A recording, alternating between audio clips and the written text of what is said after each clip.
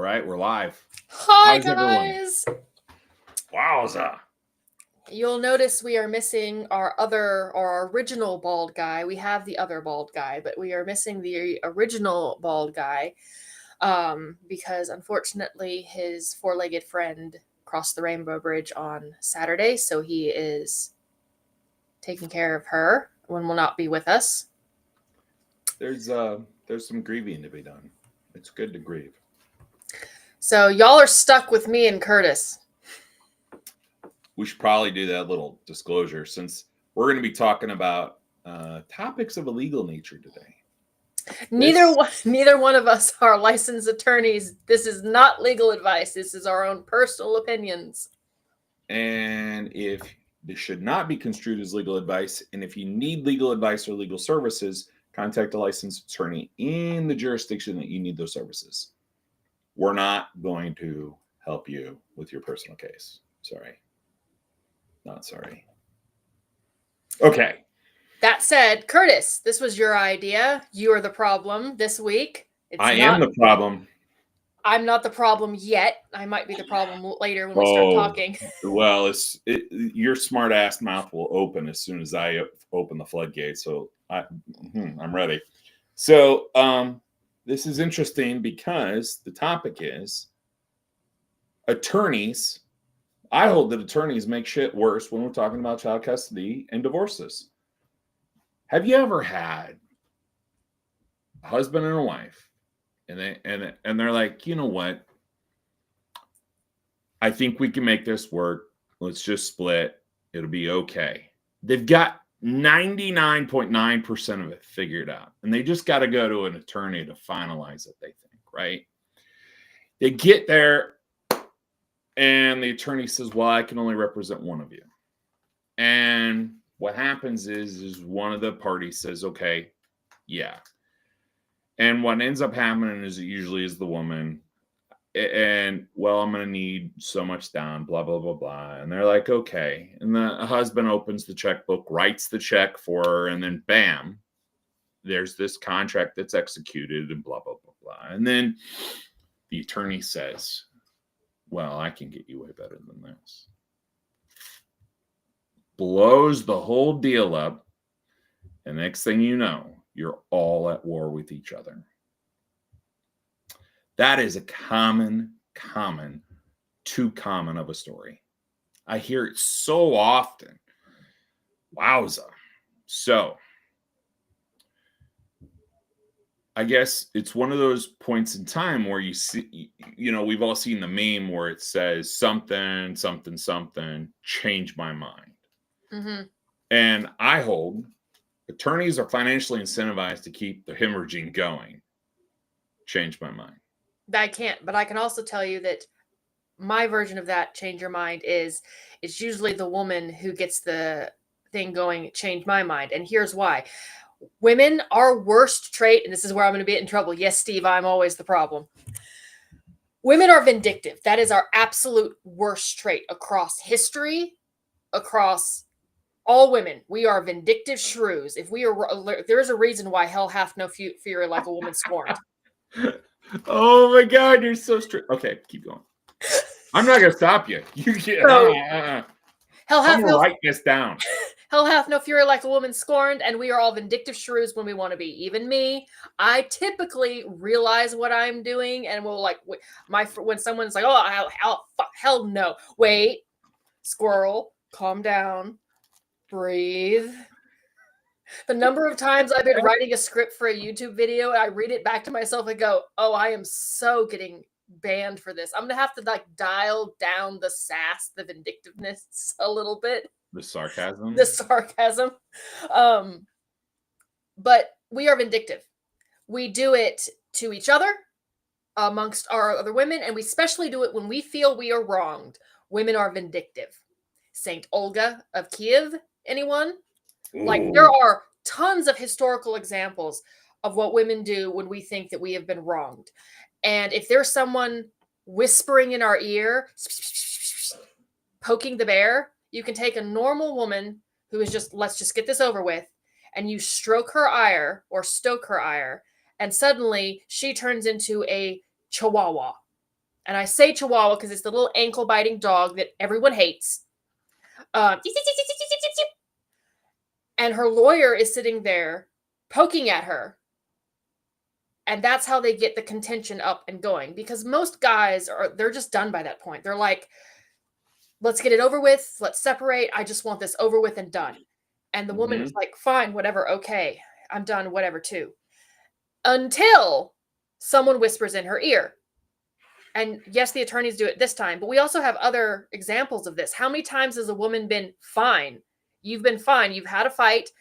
And then she goes and spends time with her girlfriends and comes back and, oh, by the way, and you're like, oh, she just went to talk to her friends and now she's mad at me all over again, even after we've already settled it.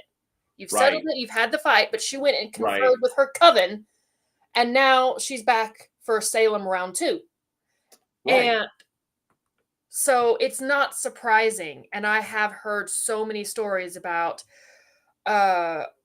unfortunately, with my age group or whatnot, I'll be at my kid's school or something. I'll be listening. And there's a surprising number of people that will talk about very personal things when I'm right behind them. It happened when I was in retail all the time. I was like folding towels and they forget I'm a person with ears. And they were like, well, I was going to let him we were going to sell the house and split it. But my lawyer said, and there you have it. So once again, women are the problem. But lawyers know this. They're not only trained in law, but they're also, I fully believe that they're trained in a little bit of psychological warfare, because they understand how people work. And they know that it's easy. They know that women have this flaw, that we are vindictive. And they capitalize on it. They capitalize on female rage in order to profit. And the people that end up paying the price are typically, especially if there's children involved, the kids. Mm-hmm. Because the lawyers who are doing this do not give two flying, can I say that word? Yeah. Two flying fucks. We're not on TikTok. The lawyers who are involved do not give two flying fucks about anything but their bottom dollar. They look at a woman and they see dollar signs. And a happy woman, or a woman who's just done, I want to get this done and over with, is not a dollar sign. They need a reason to make her mad in order to profit. And they stoke contention to do that. So I know of a case done real recently that had a woman just like that, where she just, I want to be done. She left over $1 million on the table just to be done. Those women are so few and far between, they make up 0.1% of women in divorces. That's unheard of. It's like a unicorn, right? And it's like, holy crap. And it makes you wonder, as a man, what was that man like that he let that go? Really? You let that go? Wait a minute. You got a reasonable woman, hardworking, wants to make everything right. And then all of a sudden you're like, she's so reasonable. She's leaving over $1 million on the table just to walk away. You go, well, see, those are the cases where you go, what? Those are the cases where if she says he's a narcissist, I might actually believe her. Right. She never says anything like that about him. He, from what I understood, and this is just, this is her version. I tend to believe her because she let a lot of stuff go.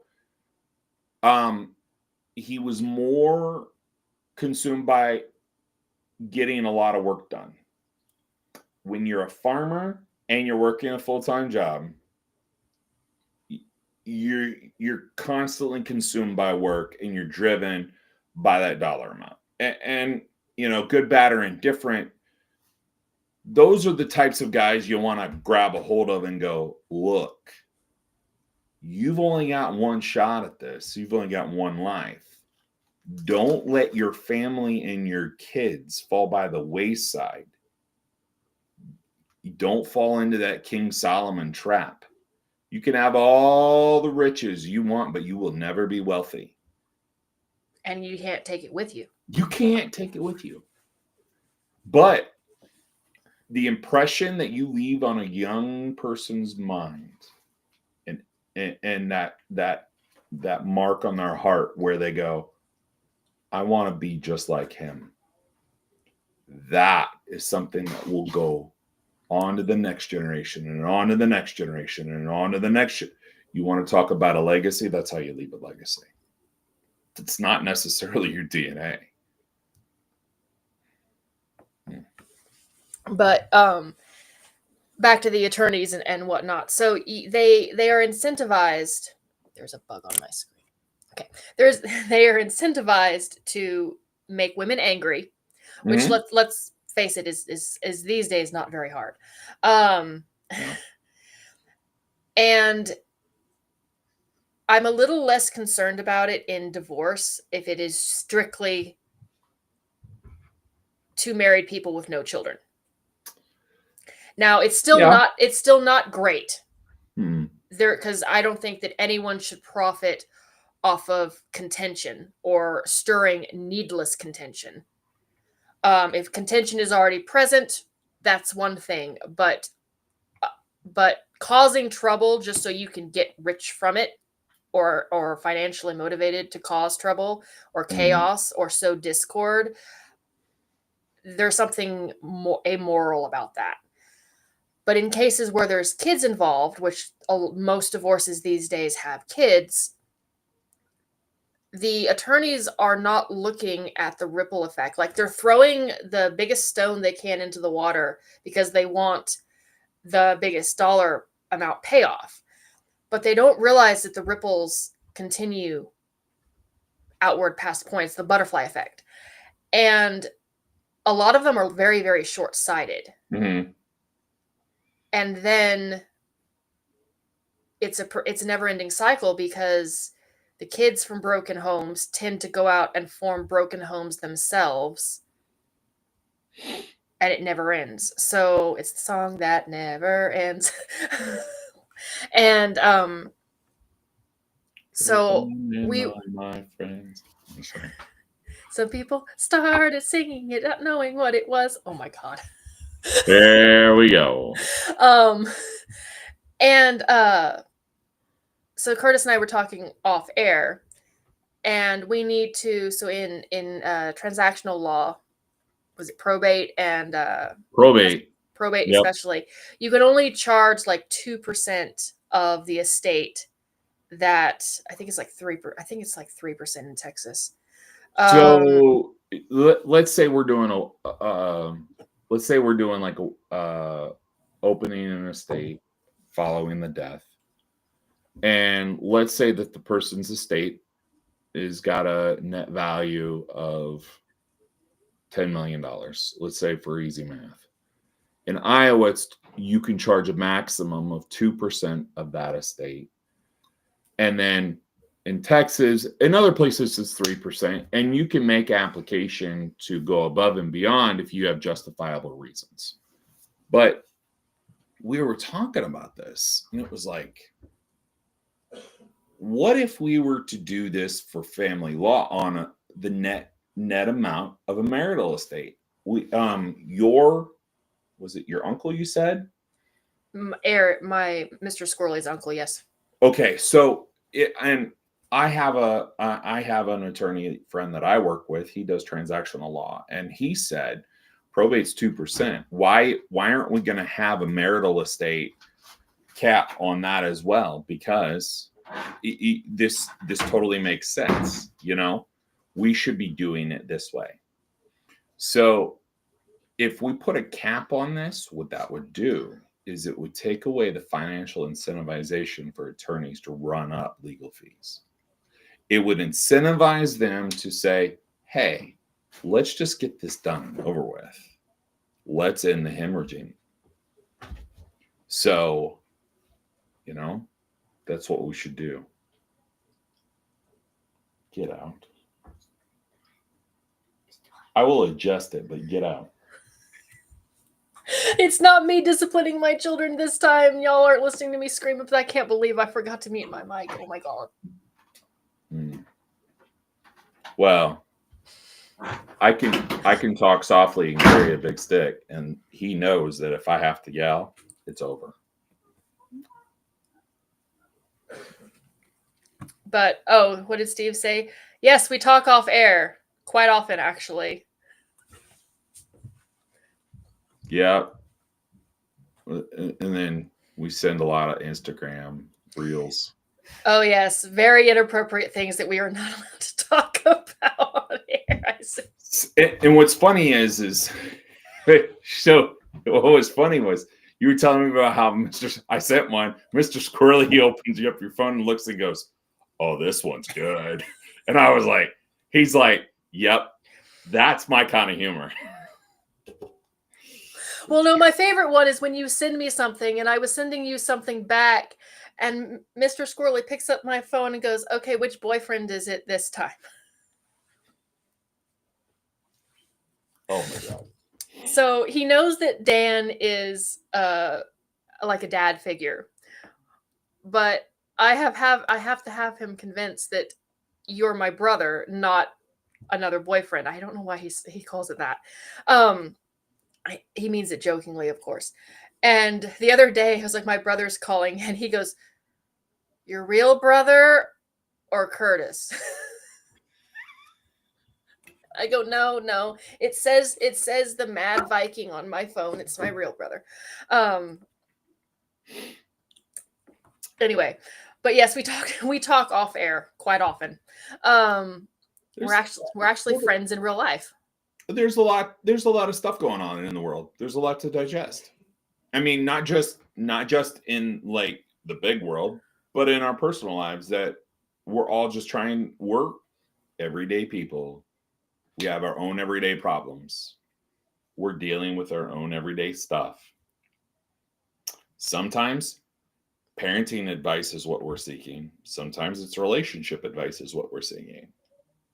There are other times where we're just calling each other to bitch and vent. That happens. So, although I typically like to preface that when I'm calling you to just bitch or rant, going, "I don't need help. You need to fix it for me. I just need you to listen." And you know, that's the point in time where I go, "Okay," and then sometimes they'll stoke the fire and go, "Yeah." Sometimes you mean like this, right? And you're like, "Yo, yeah."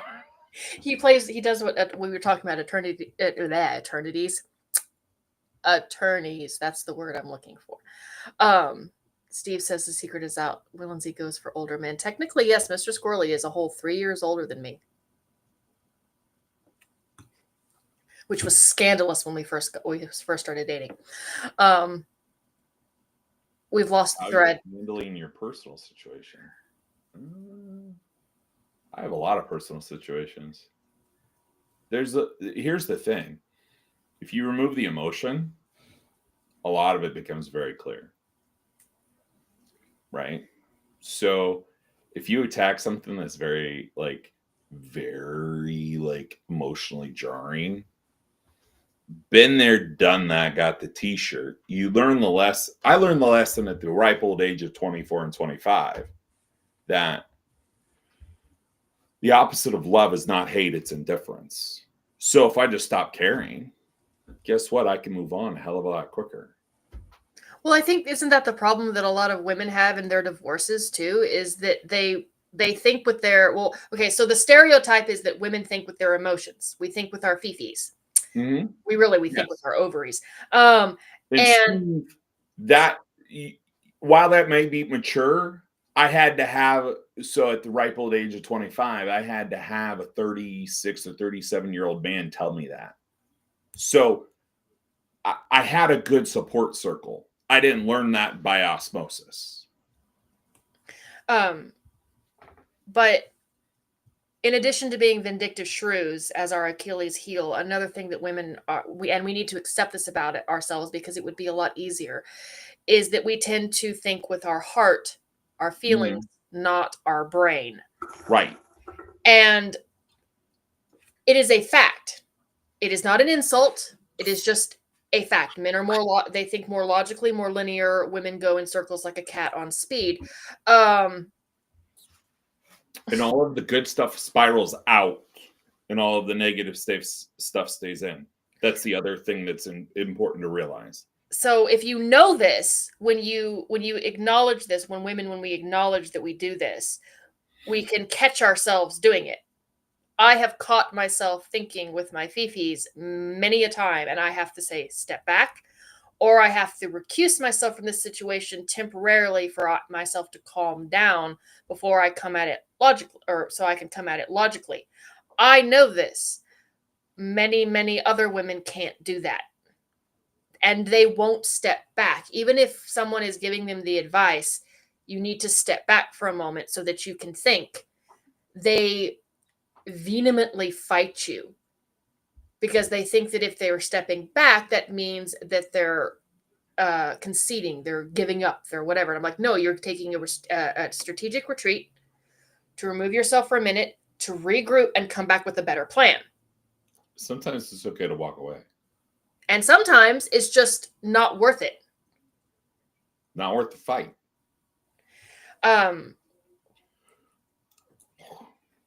But in many cases, women can't do that. And especially when they feel like they have been wronged, they won't let it go. And if someone tells them no, I still maintain that women do not handle rejection well. Any kind of rejection. So, and that's the funny part, where when an attorney comes in and says, I can do better, that's where he's able to fuel that fire. He or she is able to fuel that fire even more and more. And they stoke the flames of that scorn. It's not productive. It's not going to bring these two people a resolution any faster. And in fact, you're going to find that it'll ruin the lives of the children involved. Not only will it ruin the lives of the children involved, you will ruin the lives of the clients that are before you. And you might think, hey, I can get my client ahead. Oh, yeah, you'll get your client ahead by neglecting to tell them that the 3 kids that they share together are going to resent the woman because she did this to their father. They're going to see at the end of the day, might not be tomorrow, might not be in 5 years, might not be in 10, but eventually 15 or 20 years down the road, they're going to see that scornful woman whose resentment she let fester blew how many tens of $1,000s in legal fees that took away from generational wealth. All of the heartache, all of the debt literally brought them to their knees. And then all for what? Well, the thing is, I think that they've also, we have as a society have really done very poorly. We think that they're in a divorce or any separation, there's a winner and a loser. I say this idea because they're all losers. They're all losers. But they're calling this a victory when it's not a victory. It is an end. But it's like, okay, so like when we dropped the bombs on Hiroshima and Nagasaki, I would not consider that a victory. I consider that a resolution. Because think about how many people we killed. We stopped a war. We stopped further death by doing this one thing, but I wouldn't necessarily call it a victory.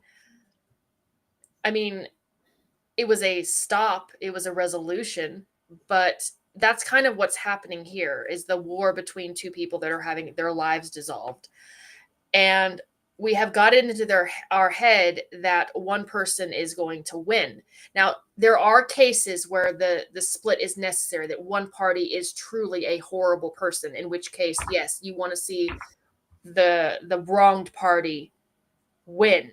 But that's not most divorces. That's not most cases. Like, the reason why those cases stand out is because they're so rare, right? Right. So, but we've got it into our head that all cases are represented by the extreme minority. Mm-hmm.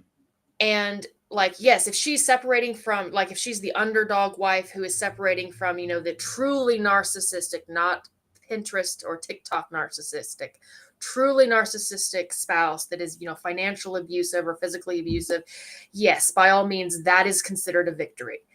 But that's not most divorces. That's not even 99%, you know, of all divorces. I'd say that's less than 1% of all divorces.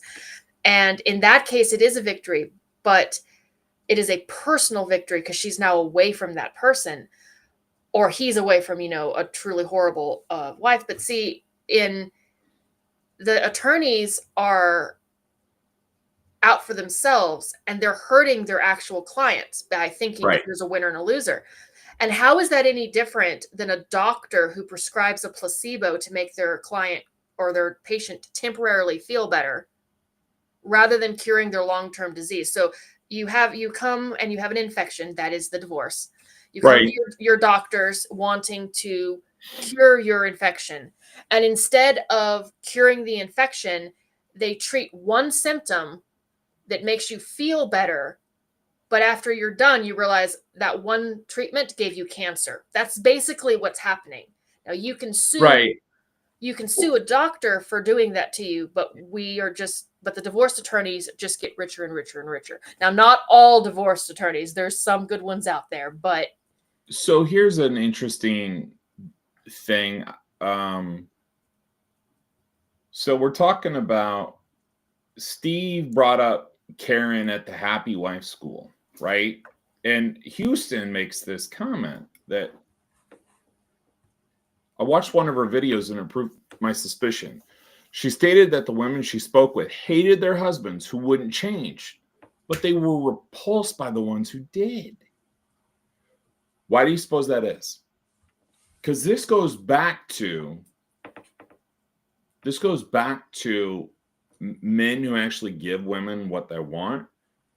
Women have it geared in their heads in a weird sort of way that if you abandon who you are and if you don't recognize who you are as a person, you're basically abandoning the fabric of your being.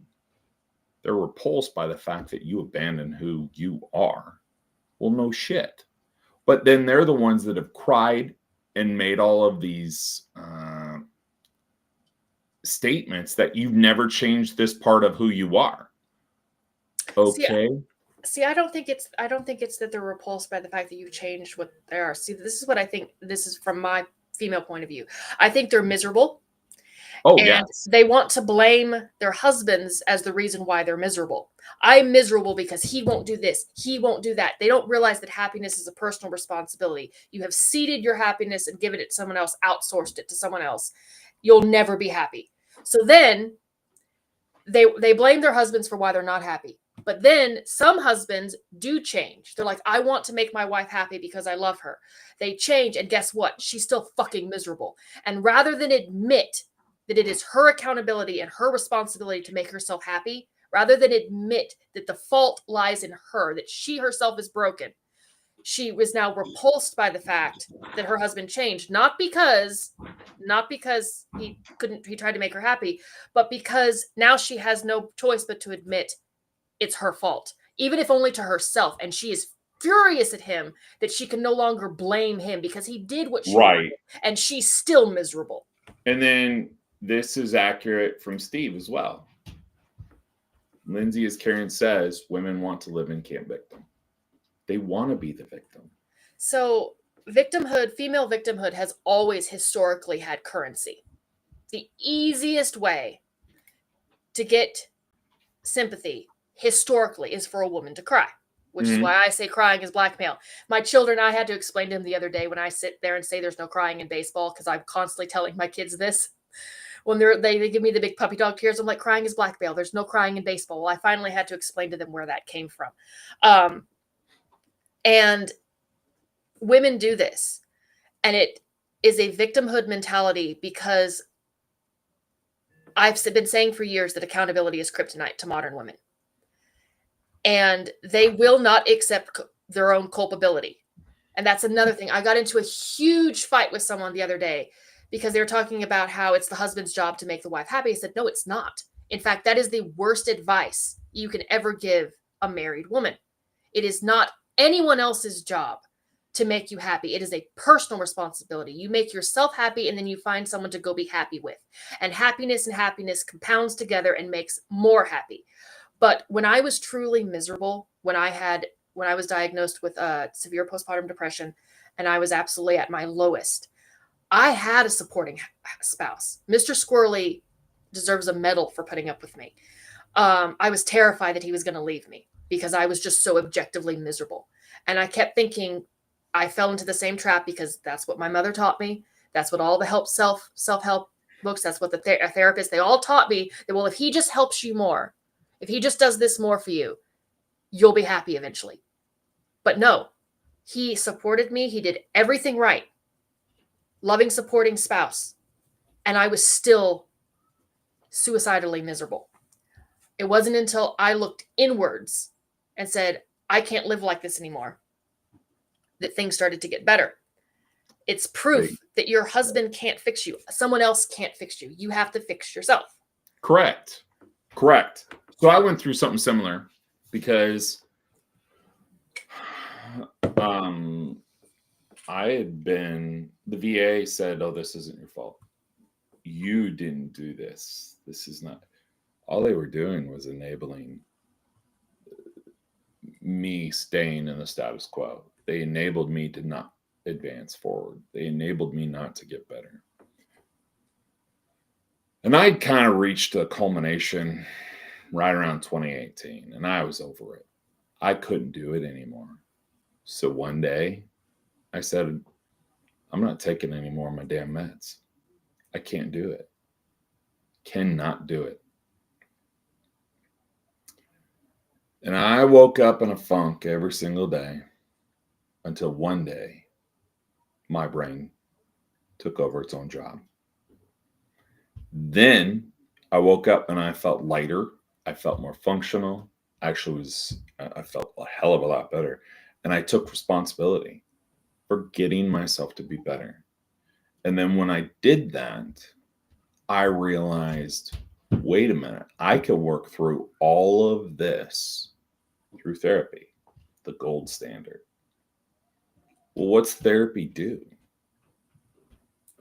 Makes you take ownership and accountability of your stuff.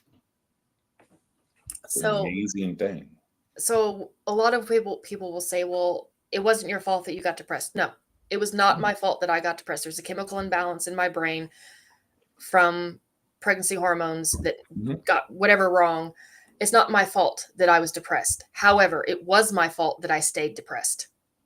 Yes. That's what I tell people all the time. It's my fault that I didn't fix it. So you may not be responsible for the situation you find yourself in, but you are responsible if you stay there. As I tell my son all the time when his younger brother is bugging him, you are not a tree, get up and move. Oh, that's hilarious. But that's good. That's good stuff. So roots are a good thing unless they are detrimental. Get up and move. If your environment is harmful, get up and move. And it may not be your, like Steve just said, it's not your fault, but it is my problem. And I have to fix it because no one else can fix it. Right. And doesn't matter how it was caused. It's the fact that we have to deal with it. And whether your leg is broken because you fell out of a tree or because some other driver ran into you, it doesn't matter. Your leg is still broken. You still have to deal with it. And I had to fix myself first. And the first thing I did was dye my hair red, and it looked like I murdered a gerbil in my sink. I have to send you the picture because Mr. Squirrel shaved off his beard and I dyed my hair red. It literally looked like we murdered a gerbil or maybe a guinea pig in our bathroom sink. I dyed my hair red, and then I painted my walls butter yellow because I lived in a cave. And it made me happy. And I did little things every day, and I slowly fixed myself. And then I came out of it, and I owed my husband the biggest apology because I made him miserable too, while I was miserable, because hurt people hurt people. And what made him most miserable was the fact that he couldn't help me. He was helpless. He couldn't make me better no matter how hard he tried. And why is that? because Say it's it not his, again. because it's not his job to save me. It's not his Right. job to help me. And it's like watching someone you love waste away from a disease, and they have the ability to fix themselves, but they can't. So women tell other women it's your husband's fault, and I've seen them do this. Everyone says women don't do that. I'm like, you're lying. If a woman says women don't do this, they're lying. I don't know why you're trying to protect the yes, those damn hamsters. Leave them alone, Houston.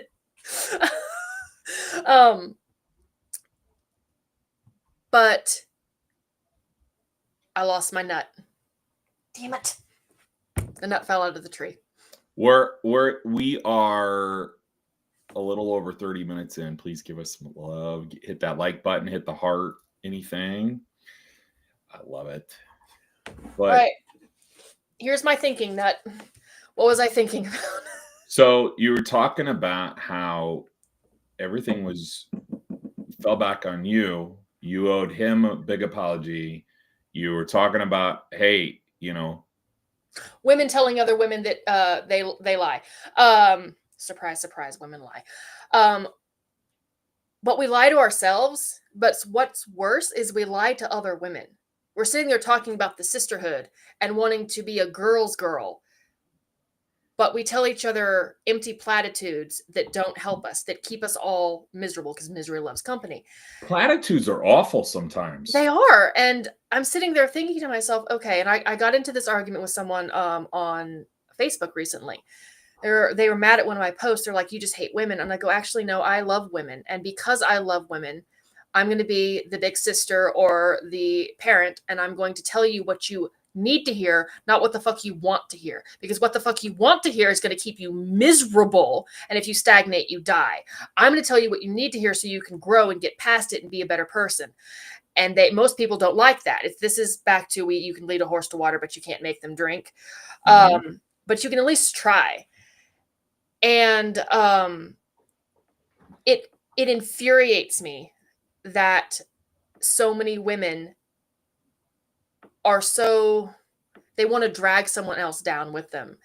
And that's how we get a lot of women in, going back to the divorce thing, is how many women are perfectly happy until they get around their divorced friends, who their divorced friends then can convince the happily married woman that she's miserable and that her husband is the root of all of her ills, and that she would be so much better off with it. She's divorced. They're lying through their fucking teeth. But they want her to, a couple of reasons. One, misery loves company. And they also want to use her to justify the decisions that they made. So to her detriment. Right. So it's funny because we see this polar thing going back and forth where we see the dynamics play out between the right and the left in politics, right? And you said something that was very interesting to me, was you posted that post because you love women. And this took me back to something that Supreme Court Justice Sonia Sotomayor had said about Clarence Thomas. And she got asked the question, something like, does Justice Thomas hate people? Because he ruled this way, or he opined this way on this particular case. And she goes, oh no, quite the opposite. The man loves people emphatically. What? And she goes, yes, he cares immensely about people. You have no idea the amount of empathy he feels, and the amount of but he goes about things very differently. I believe that we should be able to give a hand up every now and then. I don't think there's anything wrong with that. He approaches things differently. He thinks you ought to pull up your bootstraps and get to work. Both are solutions that that have an end goal of the same. That's what she said. And what's funny is you see this thing between Ruth Bader Ginsburg and Antonin Scalia about how their relationship, even though that they were on polar ends of the political spectrum, they were the best of friends. They loved each other. They loved each other's like passion for the betterment of American society. They just had different ways of doing it. Right. And it used to be that the political parties could do that. It used to be, before we completely went to the extremes, it used to be that the Democrats and the Republicans had different ways of approaching the same problem. Yes. Now we've gotten away from that, especially from on the federal level. It's very polar now. It's very polarized. But when I was growing up, I had two neighbors. They lived next to each other. Well, they were not my neighbors, but they were down the street. One of them was a staunch Republican and one of them was a staunch Democrat. They were best friends. They would argue for fun, like recreational arguing. Mm-hmm. And they both agreed on a lot of stuff. They agreed on what all the problems were. They just disagreed on how to fix those problems. And I'll tell you, so I'm just going to say first names on this one because they might be watching the podcast. Similar situation. Brian, staunch Republican. Steve, staunch Democrat. They love each other to death, but they fight like cats and dogs when it comes to politics, but they love each other. It's almost like siblings. Oh yeah. In many ways. But mm-hmm. But we also have to look at, like, so they were talking about tough love. Yes, so I always liken it to when they're talking about how much I loathe women. I'm like, no, actually, I think the world of women, because I am one. I'm not self-hating, despite what you might think. I do not, in fact, have to internalize misogyny. You might, however, because you seem to think that women are too weak, that we must be coddled. We are not strong enough to hear what we need to hear. We have to be constantly wrapped in bubble, paper and, cotton wool and coddled like children, because we can't possibly stand to hear criticism that is meant to help us grow. Not flames, but actual constructive criticism that is meant to make us better people. And I loathe the women out there that'll sit there and give horrible fucking advice because they think that, because they can't stand to hear anything that makes you uncomfortable. Mm-hmm. And this is a little bit off topic, but I got into the latest video that I filmed today. I have been filming nonstop, guys, since my kids went back to school yesterday. And she says, she opens it going, this very young girl, probably early 20s, sitting going, okay, guys, I'm going to talk to you like I'm your sister. I'm going to talk to the guys like they're all my brother. You need to chase the women. And so I made a response to her going, okay, since you opened the floor like that, I'm going to talk to you like I'm your big sister. Your advice is fucking crap. Women who say no, if you want to be in a relationship, he shouldn't have to chase you. You either want to be in a relationship or you don't. Courting is not the same as being chased. You know who runs away, or people that run away don't want to be in relationships. By telling him to keep chasing her when she said no, you're creating a stalker or a guy who doesn't understand boundaries. If she wants to be in a relationship, she lets herself stand still so that he can be in a relationship. And again, we wonder why there's so much dysfunction in relationships. Really? I understand that she probably was told this by some other woman. Like, it's if he really wants you, he'll chase you. And I'm like, yeah. And if you really want him, you won't run. Right. Look at what Country said.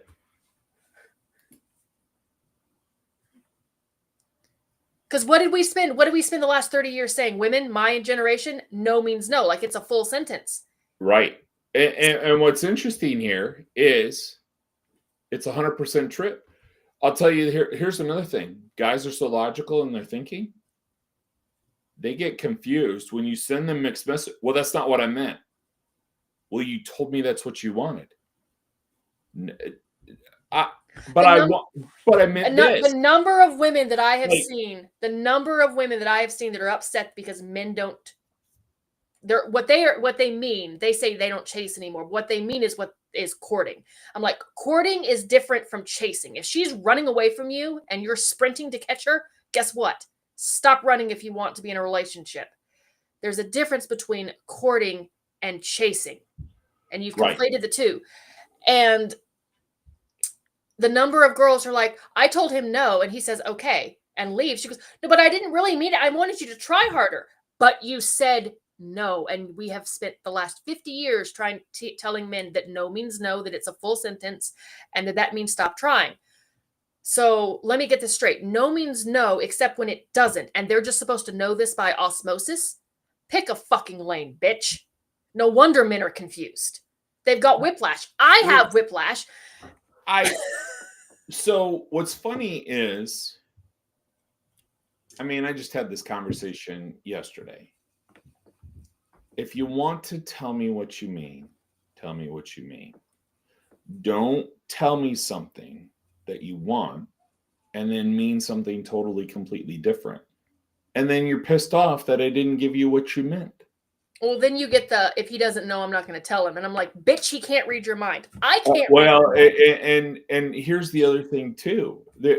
There's certain things that if you don't communicate that in a very meaningful way, and when I say meaningful way, Lindsay, if I know that you struggle to understand certain concepts in certain ways, if I understand that about you because I've been around you for years like that, then I would have to have the cognizance, the recollection, the knowledge to say, hey, you know what? I know this about my partner.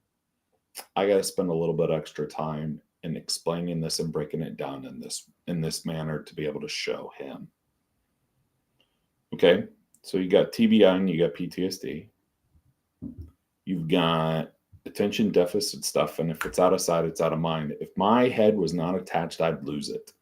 It would have been left in fucking Iraq 20 some years ago.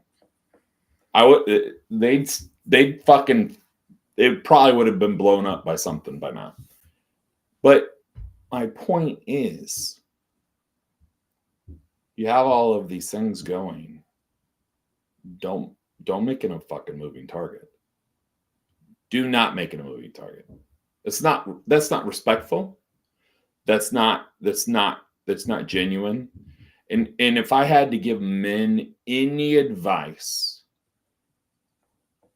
here's what it would be. Don't be afraid to walk away. And I'll tell you why. If she wants you, she'll chase you. Stop fucking giving her the power and giving her the control. You just rubbed your nose. What was that about? I itched my nose. Oh. So, because sometimes I'll touch my nose to like bring my emotions back or bring my laughter back because sometimes I'm internally laughing. I think by taking your control back, you bring yourself peace. Then by taking control back, you are responsible for your emotions. You're responsible for your happiness. You're responsible for your direction and peace and achieving peace and getting there and ultimately being happy.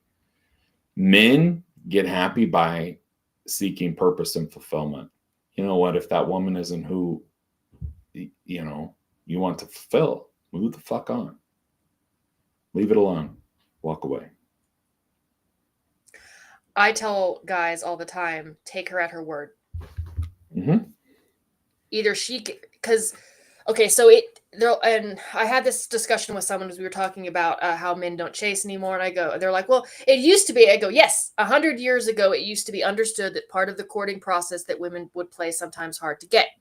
But it was understood culturally on a large scale. We have just spent the last 60 some odd years teaching men that we're no longer playing that hard to get, that no means no, it's a full sentence, and we don't have to explain ourselves.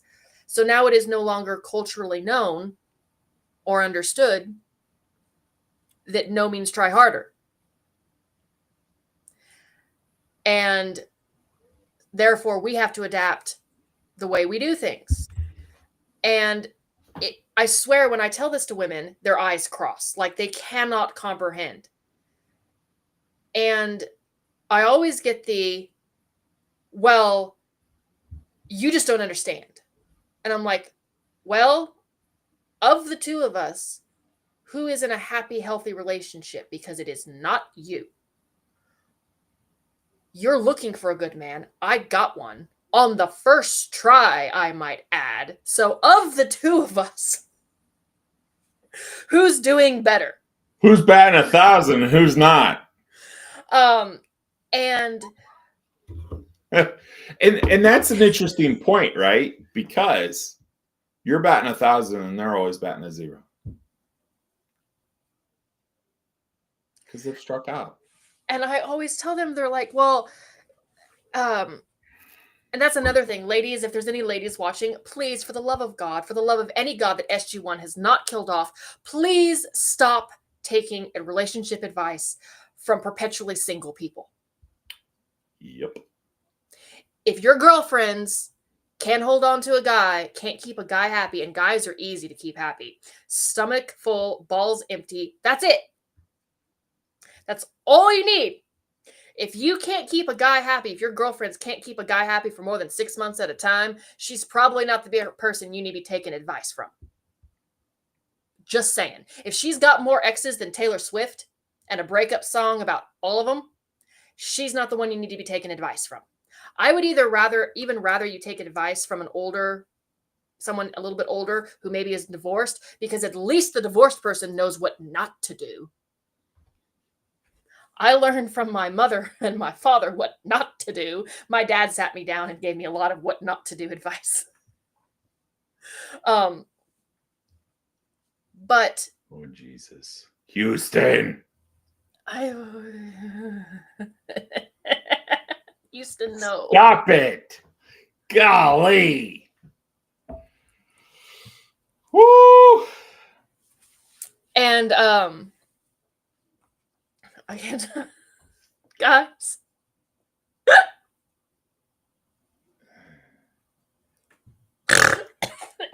Oh, Steve, how do you do it?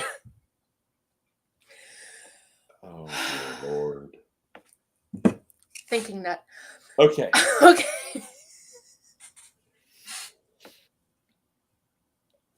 For me,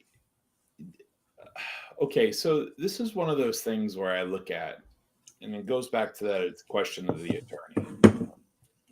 The attorney is this person that is financially incentivized to create all of this chaos, all of this hell, all of this stuff that perpetuates this negativity.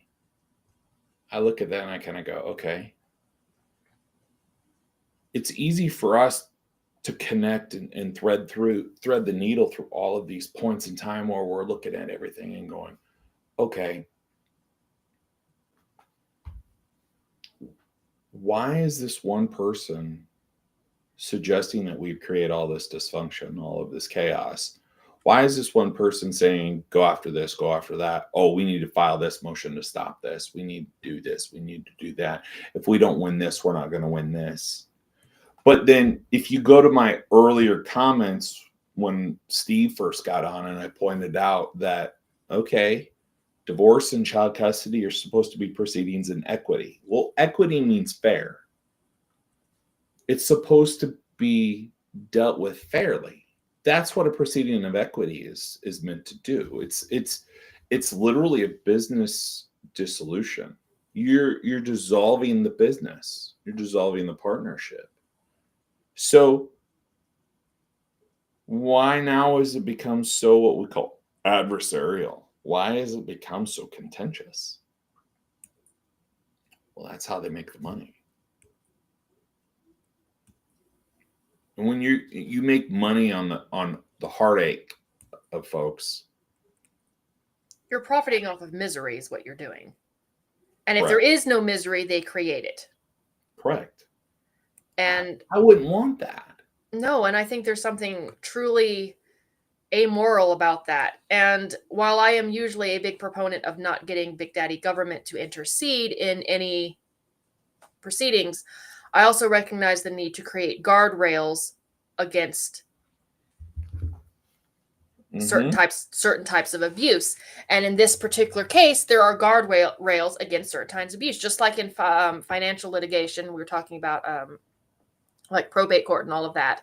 They had to incentivize or put in guardrails that you can only charge up to 2 or 3%, depending on state, sometimes 5, of a state for. You can only charge that much. And they had to do that because at one point in time, the solicitors, before they were called lawyers, solicitors would, rob people blind, trying to dissolve estates and settle debts and whatnot. They saw the abuses that was happening, and the government stepped in to put in a guardrail to prevent further abuse. We haven't done that for family court yet. And it always makes me wonder why. So I made another video script over something else. And for those of you who don't know, I met my husband in marching band, and I play 9 different instruments. And in music, the most profound note is actually not melody, it's silence, because you're expecting there to be melody. You're expecting there to be noise. So if you have a rising crescendo and then a beat of silence, that is more profound than a timpani beat. And so the lack of something or the absence of something is sometimes more telling than the presence of something. Right. And right now we have a lack of oversight in family court, and that makes me wonder why. Why do we have a lack of oversight in family court, and who is profiting from that lack of oversight? Well, it's funny because we talk about a lot of times the bar associations, right? The bar associations. The funny part about committees on professional regulation for attorneys, what's funny is they're self-regulating. And then we also realize that the judges and the attorneys regulate themselves within their own organizations. What we also find is the government provides little to no oversight as far as they're concerned.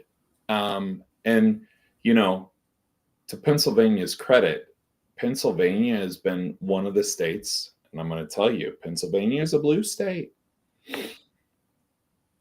They actually regulate their judges and attorneys far more frequently, and they hold folks a lot more accountable than any other state that I've seen. That's a problem. Why are we not holding more folks accountable? Why are we not getting to the bottom of problems? I'll tell you this, in Iowa, I wonder why certain things have not happened, why certain people have not been punished, but other people have. I can tell you what it is. It's a good old boys club. It's not what you know, it's who you know. And when that occurs, it's very disappointing because this person's in this position of power and they're running interference, or just by virtue of having that relationship, nobody wants to upset someone else. That's bullshit. Well, then you aren't doing your job. You're so busy trying to keep your job or keep your friend's job that you're not doing your job. And it is a significant problem. We see that across all states because family court is not a court of justice. I was on a live the other night where this gentleman was not a licensed attorney, not anything. He was just like you and I. And he was talking about how he's done all this research. And he was wrong, dead wrong on most of it. Because he hasn't actually done the kind of research that we have. He's done internet research, but he hasn't talked to any legislators. He hasn't sent any editorials to senators or anything like that. And he's like, well, the law says this. I'm like, on paper, yes, the law does say this. In practice, however, that is not what is happening. But the law says this. Yes, sir, I understand that. But in practice, that's not what is happening. And then I got a very polite, well, what do you know? How do you know? I was like, because I see what's happening in practice. Again, the road to hell is paved with good intentions, and what the law says and how the law is enacted are not always the same thing. Because he wanted to argue best interest of the child, and he wanted to try and say that it's codified. I brought up in Iowa, your family code is pretty specific on what is considered best interest of the child. Oh, the best interest of the child. Yeah. So that's an interesting. Your state has wonderful guidelines for what is considered best interest of the child. My state has shit for guidelines as far as what's best interest of the child. It is up to the discretion of the judge. So yes, and what's interesting is our state's legislature is they've always made it a goal to like really clearly define as much as they could. Mm-hmm. We've had some bad players, and you have to understand that there's a lot of dynamics going on.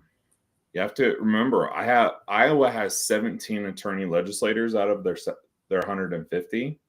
The Bar Association has an immense amount of power that it's able to wield by virtue of having a lot of money.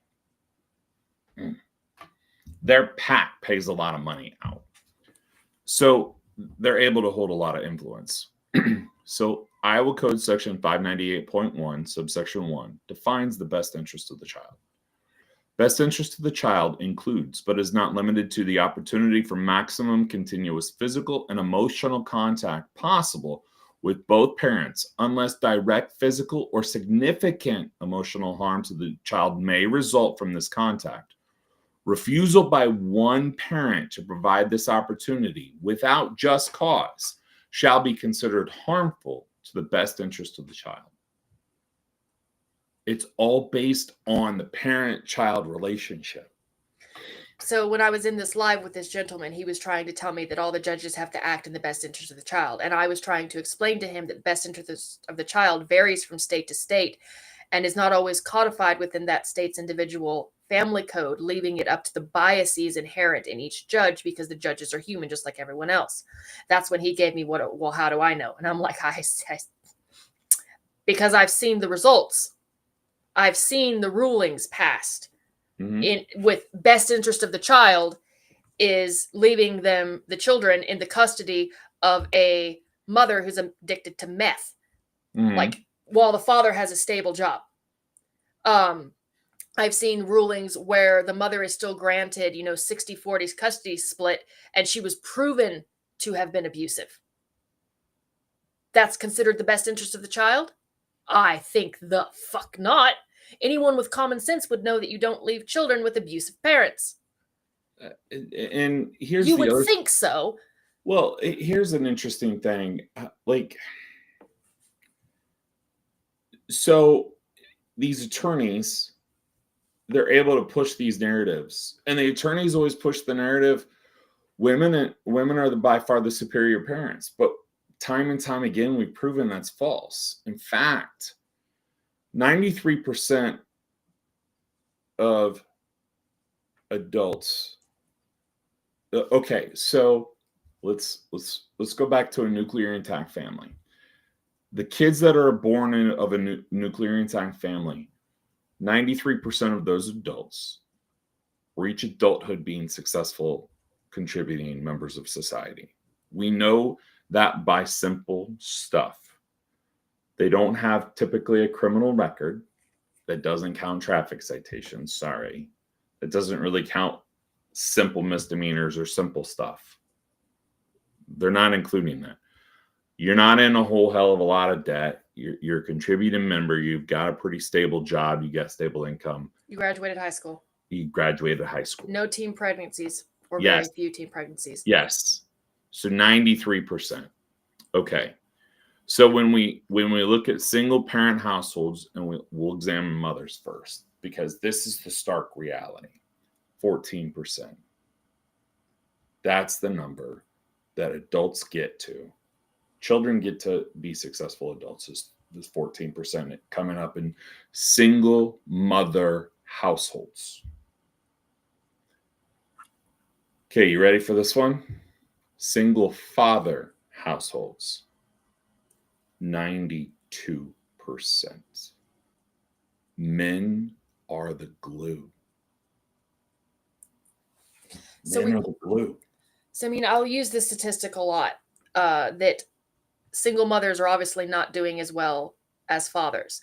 And I got into this debate with someone else recently, this time on Instagram. And they were talking about, I was talking about how, well, they're saying, well, fathers don't do anything. The mothers are the natural caregivers. They care for the child. It's like, you seem to forget, and everyone forgets this, that in order for the mother to give that care to the child, someone has to be earning the pay necessary for that care. For some reason, we have decided that the only care and nurturing that we acknowledge as care and nurturing is that which is mother shaped. The kind of care and nurturing that fathers give, providing financials, providing discipline, providing structure, that is invisible. It's not considered care and nurturing. It only seems to be considered care and nurturing if it comes in the shape of maternal care and nurturing. That seems to be the only kind that we talk about, and it fucking infuriates me because she's talking about how. You go back to the statement that Steve makes: the stats don't lie. Men are the better single parents, but two parents is even better. But two parents are only better when that mother helps support that father. Period. When you have each other supporting each other, that's the only way that this can work. Not, you go back to putting lawyers in the middle of this mix, and it makes it a whole fucking shit basket that is a shit soup sandwich that everyone's trying to eat. It doesn't work. You're not getting what you guys need. And so the lawyers make it worse. And then we can't co-parent because you have destroyed these two. They have stoked the woman's ire, and she's gone after the dad. The dad is now angry at the mom because she was reasonable, and then she wasn't when she walked into her attorney's office. And now they hate each other so much because of their divorce that they can't co-parent. Like, you don't have to like the person. You're not in a relationship with them anymore, but you did create children together, and it takes two, or at least it should. And then we have the fucking women, and this is a hill I will stab someone on. If you have the father in the child's life and you're divorced, you are not a single fucking mother. You are a single woman, but you are not a single mother because that child has its father in its life. And you better figure out how to work with him. This goes for dads too, but I've seen far more dads willing to work with the mother. And guys, in my opinion, personally, I think a lot of guys give their ex-wives entirely too much grace. They are entirely too understanding when she tries to deviate from the custody agreement or something like that. And they are far too understanding. Because she is not willing to offer the same grace to him. Ever. And I see dads willing to kind of give grace to the mothers for the betterment of the children. Like, my dad was willing to give my mother a lot of grace that she really didn't deserve because he refused to speak ill of my mother in front of me, and he didn't want to hurt his children by hurting their mother. My mother did not reciprocate. And their divorce wasn't even that bad, all things considered. It was pretty mild. So I can only imagine how the bad ones are. And look, it comes down to you have to love your children more than you hate your ex. And even if I were to divorce Mr. Squirrel tomorrow, which I never will, I will never leave that man. I will either leave in a casket or an urn. Or when he finally gets tired of me and smothers me with a pillow.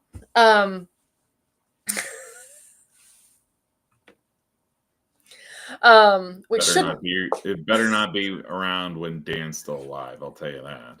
Jesus Christ. I don't think he will be getting rid of me very soon because I do adhere. I do listen to my own advice. Stomach full, balls empty. Dan's not here to tell me. We're not calling HR on this one. Gotta be careful. You'll end up snorting. But the women out there that they cannot put aside their own grievance with the other parent. And even if I were to divorce Mr. Squirrely, I could never hate him because he gave me my children. They're half of him. I can be disappointed, I can be frustrated, but I could never truly hate him. And I don't understand how so many women who claim to love their children, oh, my children are my world, can also claim in the same breath to hate the man who gave them those children. It doesn't make sense to me. No. It doesn't. I struggle with it as well, because it's kind of like right now I'm dealing with a case, and the other side, that attorney, is just awful. Every time we turn around, they're filing another motion to try some other bullshit. And it's like, look, this stuff is very clear cut. The evidence is very clear. Now all you're doing is muddying the water. At what point do we get to say, okay, court, what they're doing is really harming everything. What can we do to resolve this in a very good way so that we're not damaging the kids further? I mean, there's something to be said. So, in a perfect world, one, we would be able to increase judge pay so that the good judges actually want to be judges. But also, we would be able to hold judges responsible. I think we should be able to hold our legal system responsible the same way we hold our medical system. If we can sue actual malpractice, not just frivolous lawsuits. But medical malpractice is, I think, third on the leading causes of death in our country, behind cardiovascular disease, and there's another, I forget, cancers or something. But then medical malpractice is very high up on the list. And we are allowed to hold them responsible when they do something that causes us harm. If we can do that with our doctors for our physical health, we should be able to do that for our lawyers or our legal system, which causes a lot of mental strife. Let's be honest. Anyone who's been through court or in court or knows anything about court knows that it is a mental loaded gun, so to speak.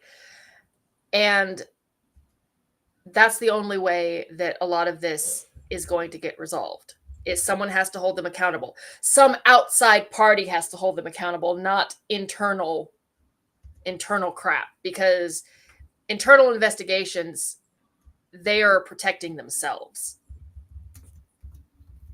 We know this. We know that's how it works. We have historical evidence that proves that when you have internal investigations, it never goes the way that people want it to. And like I said, I'm usually against the government sticking its hand in any pies that it doesn't need to be in, but someone has to hold them accountable. Yep. We need to have stricter guidelines on what they are and are allowed to do. I also think we need to codify in each state's family code based on the most recent psychiatrical definitions and well-being of the child, childhood psychology, what best interest of the child means. It should not be left up to. I'm not totally bought into that, and I'll tell you why. I think it's probably no secret that I lean right. I'm pretty conservative in my views. The way that I lean is parenting is a subjective right. You're not going to tell me how to raise my children. I'm not going to raise kids that are enabled to do things that are weak, I'm not going to enable my kids to basically play the victim. Not going to happen. I don't let my kids give me excuses. I point out that's an excuse. It's not the performance portion here. What I do is I say, hey, guess what? You have accountability and you have ownership of this. You need to take accountability. You need to take ownership of it, and you need to make right your wrong. So when I put it that way to them in basic terms, I go, hey, you hit your brother. Is that right? And they go, well, no. How would you like it if I came along and hit you? Well, I wouldn't. So why would you do it to him? Don't you think you should make that right? And by going down that mental exercise, by making them walk the path, well, guess what? If I get that opportunity to walk that path with the other side, with the other attorney, I go, how is this really in the best interest of your client to keep perpetuating this negative shit? And I treat them just like a child. When I say that we should codify what is best interest of the child, I mean that we should have reasonable guardrails to negate internal biases, because judges are human. They are subject. They're not machines. They're subject to their own personal inherent biases or unconscious biases, just like every other person. And the subject of, or the purpose of law, is to try and take the subjective nature out of things, to do the least amount of harm. Maybe not make everybody happy, but do the least amount of harm. And there are a lot of states where best interest of the child is being used to do some truly horrific things, because the belief is, the tender years doctrine, or the old belief that, and the simple fact of the matter is that most judges are of a generation older than you and I, who came from a different time period where mothers were sanctified, and it was truly honestly believed that mothers are always nurturers, that they would never hurt their own children. We know that's not true, but that's the belief. And the judges are coming from that generation, and they're making judgments based on their inherent subconscious biases that the father, even a bad mother, is better than no mother. And who's paying the price for that? Children. Like, I don't understand how a woman who has failed 9 consecutive drug tests, and not for something like, pot, like we're talking meth or heroin. She's failed these drug tests, but she still has custody. What's interesting to me is in those juvenile court cases that I see, they will hold on for the ever-loving nth degree for a woman, but they will not hold on for a man. Once the man has met that time requirement, boom, they terminate the parental rights of that parent. Well, they treat fathers like they're second-class citizens. The fathers are guilty until proven innocent. The father is guilty of being a bad parent until he has to prove that he is a good parent. But the mother is assumed to be a good mother. And I'm like, no, that's not how our justice system is supposed to work. You're supposed to be innocent until proven guilty. You're supposed to be given the benefit of the doubt. Fathers are not given the benefit of the doubt. And I have been saying this for years, and I will continue to say this for years, that I lost my train of thought. Shit. I dropped the nut. I looked at Steve and I forgot the nut. First of all, parenthood has become predicated on the will of the mother, but also that's what I think of. Fathers don't have rights to their children. Mothers have natural, innate, presumed rights to their children. Fathers don't. Now, that's an interesting fact here. So there was a case, Stanley v. Illinois is what I put into the chat. In 1972, the Supreme Court of the United States decided a very important case. It's called Stanley v. Illinois. So what had happened was fathers of unwed children had zero parental rights, as it was found to not be in the child's best interest. That law in Illinois existed. Illinois Supreme Court held up that it was constitutional. the Supreme Court of the United States ruled that that law was unconstitutional because a man has an inherent right to his children. So that's interesting. Why do you suppose that is? Because the circumstances were that Peter Stanley was the father of these children, and when the mother of his children, Joan, had passed away, they had 3 children. The state came in and took all 3 away from him without court, without a hearing, nothing. And he had to go through the whole process to get them all back, all the way to the Supreme Court of the United States. Just to show that fathers do have a right. But yet, the states still ignore it. It's bullshit. Like a married father who is married, not divorced, has a presumed right to his children. But you take that marriage away. Yes. You remove marriage, and then. And where is like what changed? A piece of paper? The children are still his. They were either whether they were conceived in wedlock or not. He was actively involved in the children's lives. Exactly. So he has a right. I would think that in all things being fair, not Schrodinger's feminist, all things being fair, the right remains. Now, in this case, Stanley had to prove that he had a right to his children after a death. And now we have men who are trying to prove the right to their children or are not given a right to their children. If they're not married to the mother, they have absolutely no right. And if they, God forbid, right there, right? What Houston said, fathers don't even have rights starting with conception. No, and that leads me to the other thing that I always say. Parenthood has become a condition predicated upon the will of the mother. I've been saying this for years. If the mother wants the children, but the father doesn't, too bad. 18 years of child support. If the father wants the children, but the mother doesn't, too bad. You have to, just deal with it. Past the genetic deposit, which may or may not be consensual, Hermison versus Sayer, anyone. You love that Kansas case, don't you? Because whenever women bring up that guys should just be more aware of where they leave their genetic material, they always, and I hate women that do this, they always default to rape. Any number of arguments, they always default to rape. And as a victim myself, I fucking hate it. So I always tell them, well, what about because they want to use that excuse. They want to use that excuse when it's in favor of the woman. So I flip it on them and use it in an excuse or say, well, what about when the person who's been victimized is male?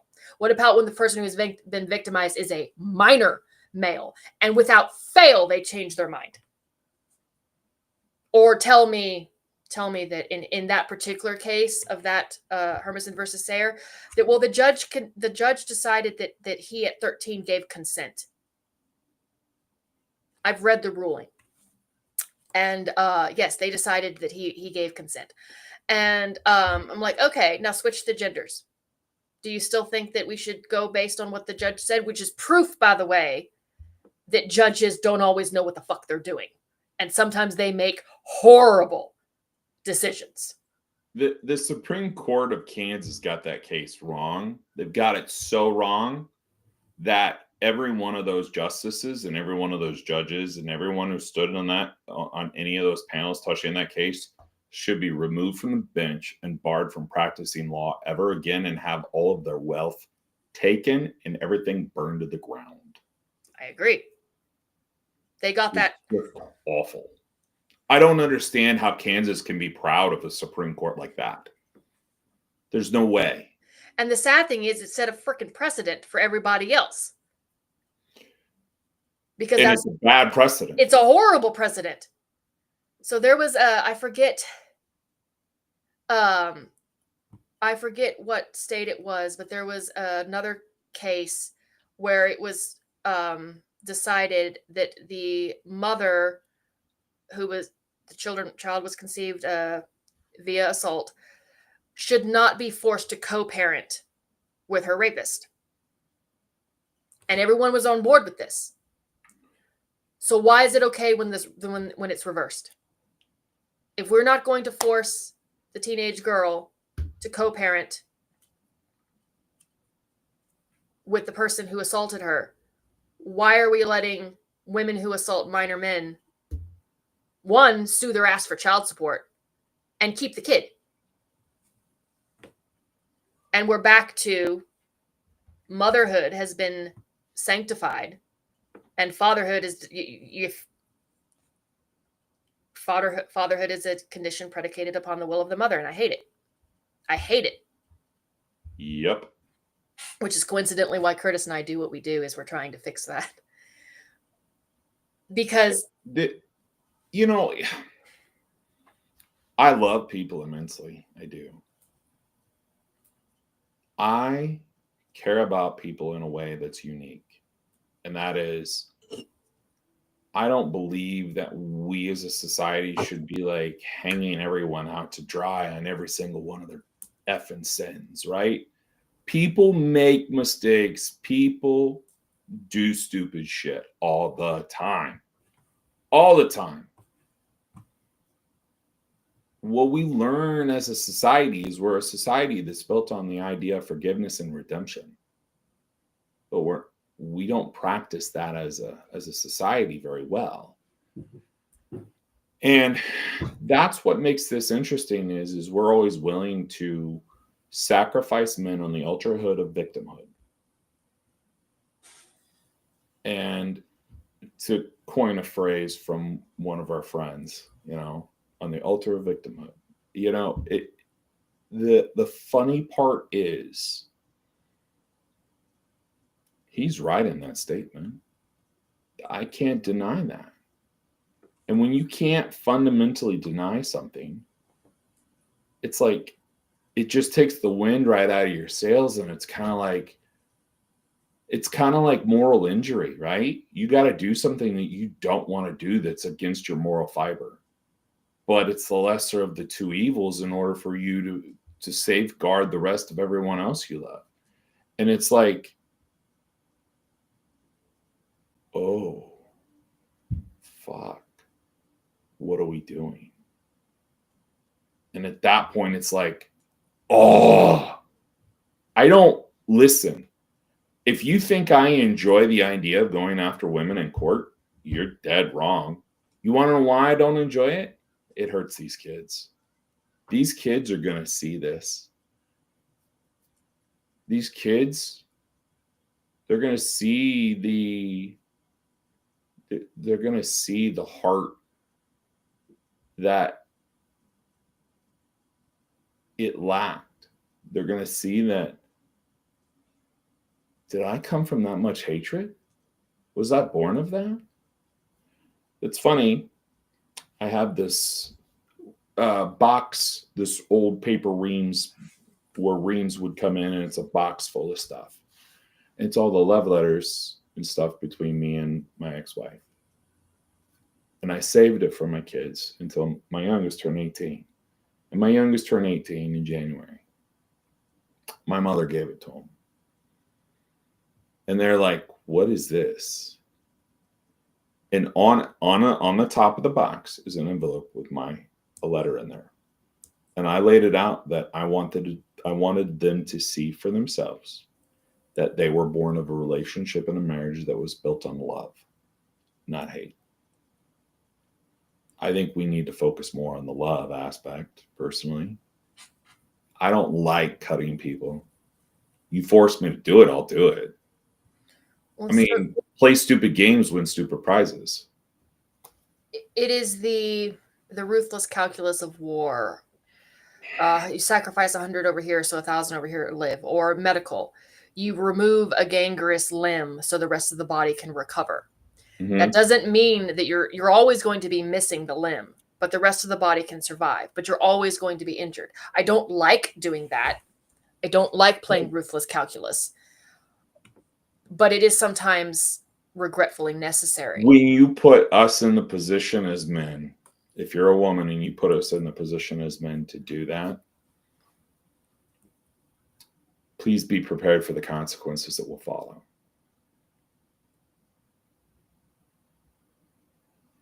And we are almost out of time. We have like 10 Seconds left. seconds left. This was a really great show, guys. Thank you for joining us. And our 3 troublemakers over here, you know who you are. They are. We will see you next week. All right. Have a good one. Bye, guys.